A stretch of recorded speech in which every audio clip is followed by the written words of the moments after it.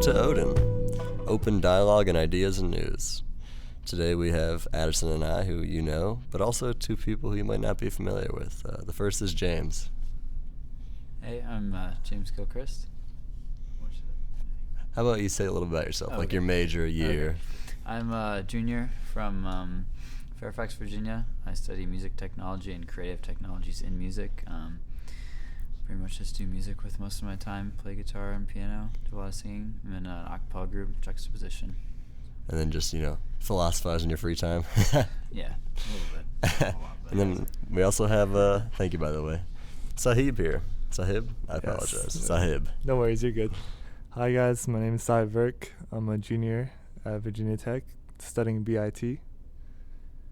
Yes, and I am a Sikh, S-I-K-H. And that's what we want to talk about today. It's something I'm really not familiar with, and I'd be surprised if our listeners are, is Sikhism. And I'd love if you could just open up and segue about that a little bit. Sure. So Sikhism is the fifth largest religion, and some main beliefs we have three pillars, you could say. So the first pillar for us would be scripture. So like many other religions, we have a text called the Guru Granth Sahib. And the Guru Granth Sahib essentially is this text. It's like an autobiography of many various writers from different backgrounds, different faiths, that met God while they're alive, and they basically wrote down their experiences and steps how anyone could do the same. So that first pillar is really essential for us because it's like a checkmark, kind of, a map, a roadmap created for anyone who would like to, try meditation and experience these things, right? And find out who they are. So the actual word Sikh means to learn, learner or seeker of the truth. So you'd be surprised. Ask yourself, are you someone who's looking for the truth? Then you are a Sikh. It's actually not of a physical entity, but it's of the mind. So how you've described it so far, I know you've only gotten to one of the three pillars, but I just have a quick question. Could somebody be Christian and also Sikh? Yes. Okay. From your perspective, maybe not from a Christian's perspective. Sure, but it's really in practice. Like I said, it's the mind. The Okay. mind who is looking to search for the truth. You could say the truth meaning God, the universe, whatever, that explanation, that search, that journey is. Yeah. That is interesting too, because whenever I've heard the term religion associated with Sikh, I've always imagined religion as in group, like you only get to have one. So that's something I've never even heard of before, to actually be able to practice a different faith, but because the truth is more spiritual in nature than, I guess, religious or group oriented, you can be both. Right. I firmly believe that there is truth in all different religions, right? There had to have been a reason why these religions were created in the first place, right? People had these questions. That's why we have this whole study around philosophy, right? People are asking these questions, the whys, right? We have the how, and so Sikhism is kind of trying to look and explore deeper into those the whys, right? How about the hows? Do they have practices? Yes. So that's one of the main, most important things. The second pillar I can go into is called Simran. So Simran, yes. Okay. Simran. Simran begins with like a chanting out loud mantra meditation. I'll just explain mantra meditation really quickly. So mantra is actually, man means mind, tra means tool. Essentially the whole point of this meditation is to use a mantra. It can be any word. We use the word Waheguru. It's just another name for God. And you're trying to take the billions of thoughts in your mind and use this mantra and say it out loud and focus on it and listen to it, the sound of your own voice. So you take those billions of thoughts down to one thought, that one mantra, and eventually you let that go. So it's kind of a practice to clear your mind. And so Simran, the word itself means to remember, like remembrance. But Simmar means to like kill, to die. So essentially when you're Could you say that again? Simmar. Simmar. Yeah. Right. So when what you're trying to do is, it's like using this tool to really train and focus your mind, like kill all your thoughts essentially. because we truly believe you can't really experience who you are, what the divine is, until you've had some control over your mind. If you come at Christianity from a like symbolic standpoint, then that's almost like the death and rebirth of Christ, which is supposedly what all of us are supposed to go through continuously to become more like godlike. Sure, yeah. So one of the things is we believe, right, when we talk about God, a lot of people think it's something that you only experience after death. The question that Sikhism asks is, if we don't find or go to that place right now while we're alive, how will we be able to go to that place when we're dead? How will we know where to go there?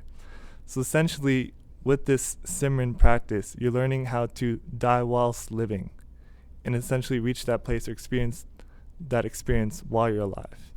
So the purpose, if I can go into this, the purpose of a Sikh's life would be to meet God while you're alive. Now, when you say die while living, would that be in regards to the ego or the conception of the self? Yes. So Okay. the ego. So one of the main principles of Sikhism is what separates us from God, and we believe that's our ego. And if you want to go further, what is the ego? We say it's our thoughts.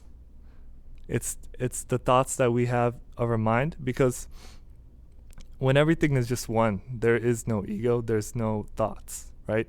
When you go to sleep, right, we're not, and sometimes we'll have dreams, but otherwise we'll just be, you don't remember where you are. You forget everything around you. In the same way with the Simran, you're supposed to become so absorbed in this oneness that you kind of, it basically removes the ego, removes the thoughts out of the equation. How would you separate that from the Buddhist enlightenment stage? I would say it's very similar. Okay. Like I said, many religions talk about this, many religions have it, but what Sikhism does is it has all those steps kind of laid out, right? We talk about enlightenment, but what is enlightenment, right? We can talk about that too. Sikhism says, first, another question to ask is, who are we, right? So generally, in a general consensus, people say, as a human being, we are composed of a body, we're composed of a mind, and some people say we'll be composed of a soul. So what Sikhi asks is, are we the body? And the answer it says is no, because after we die, we usually bury the body or burn the body.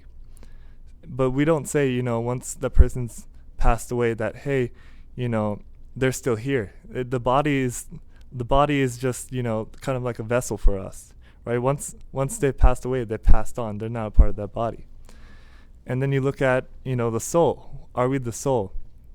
So soul's a little bit tricky because you have to, find definitions and consensus of other religions and practices, right? Something like that, yeah. But we basically, in Sikhism belief, the soul is kind of like the same as God.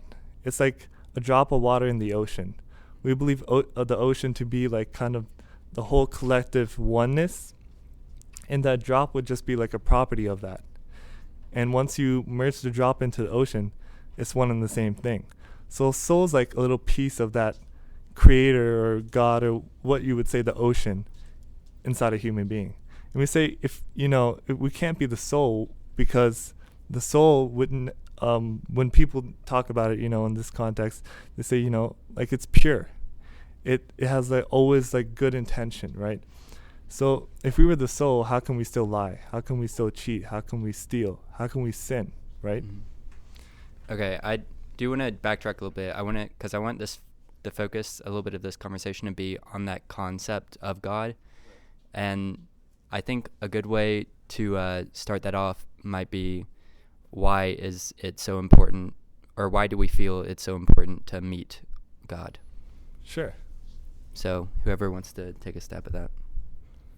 Wow. Well, I guess that metaphor you discussed earlier where you are a drop in the ocean, and while that's technically not different than the ocean, this drop has this insanely strong illusion that like I am just a drop, damn it. Mm-hmm. And I didn't come out of this water. It's like I made myself on my own thing. But I guess in the metaphorical sense, if the drop could have a moment of realization where it goes, whoa, I'm actually the ocean, and then go back to being the drop, step out of the ego, and then eventually come back to it, because it seems as if the ego, it has a place, right? Like day-to-day existence, day-to-day life. I think it gets a lot of flack. but it's helpful for going through life in general and trying to survive. Right. I feel like as we live our life, everyone has their own role to fulfill, right? Everyone has this kind of character they play, right? So while you're living, it's kind of, ironic. You still live this life, you still play this character, you still have this ego, but at the same time, you remain detached. And that's a really important concept for us as well in Sikhism, that you should still be able to live your life to the fullest, but at the same time remain unattached. Unattached, it could be of the mind, meaning, you don't have any mental attachments. That could be your lust, anger, greed, attachment, pride. That whole drawing the line between, or more like dancing the line between, like, being the individual and becoming or realizing your connection to the collective is, like, one I've been trying to find the moves to recently. It's tricky to even start dancing around that line, especially at our age, because when we introduce ourselves to people, you go, "Hi, I'm rich, I'm this, I'm that, I'm all these things," and it's strange because this individuation is strangely necessary, yet it's such a strange barrier. So you said for you it's about understanding that we play these games but not being attached to them. Have you found any ways, I guess meditation is probably a big one, of stepping away from the attachment in day-to-day life? Yeah, so meditation would be one. It's very, very practical because it's something you do every day. It kind of keeps you grounded, right? Another thing would probably be selfless service. Any kind of service, naturally. That's actually would be a third pillar of Sikhism. When you serve others, when you go out of your way to do any kind of thing, say it could be, a soup kitchen, just charity work, whatever it is, right? You're kind of having to go beyond yourself. We have our own role in our life. We're a student, we're a family member, a husband, wife. But when you are serving other people, it's not for your own good. It's for others, right? But the key is selfless service, that you do this kind of charitable work, but you don't expect anything in return. And I feel like that really helps kind of fulfill that. It brings a satisfaction to you, but it also helps you, it kind of removes the ego in a way as well. It's a tricky line, though, too, because is altruism selfless? Because it feels good, and it's something you can do to it is a pleasure in a sense, but it's like, and that's one thing I've been worrying if I trick myself into, like, believing I'm doing something for others, then it really just makes me feel great for having done it. And I'm not sure if those things if it's necessarily improper, but does it get in the way of anything? No, I think that's a good point, right? So Sikhism, what's so important, it's where's your mind at when you're doing these things? So when we're doing this service, is our mind in this pride? Are we seeking enjoyment from this? And that's what we would say we want to abstain from. We want to do this kind of charitable work or service, but without any expectation of receiving anything. Because you have to see, well, what place am I coming from when I'm doing this action? And that can be anywhere, anything, right? So like I said, Sikhism's really strong focus is on the mind. You can do anything physically, but where is your mind? Like when you're in a classroom, sometimes you'll be paying attention, but you never know when you drift away into daydreams and such, right? So a thing that, to keep in mind of a Sikh is you should always kind of be in that present moment, right? And when you do things, what kind of intention do you have with it in your mind? Are you doing it out of love, right? Are you doing it out of compassion? Yeah, for me, that line, especially with charity work, whether it's like you're doing it for selfish reasons or like general actual charity, is like in the act when I'm doing it, and am I thinking about, wow, I'm such a good person, or am I just like looking to make sure I get a smile on that person's face? And that second one definitely makes me happier in the long run. For more information on ODIN, check out our social media links in the description below. If you want to join a discussion, keep an eye out for our events on Facebook. And if you want to pitch a show or start a discussion on a topic you're interested in, shoot us an email at odinspeak@gmail.com. That's ODIN speak@gmail.com. Thanks for listening.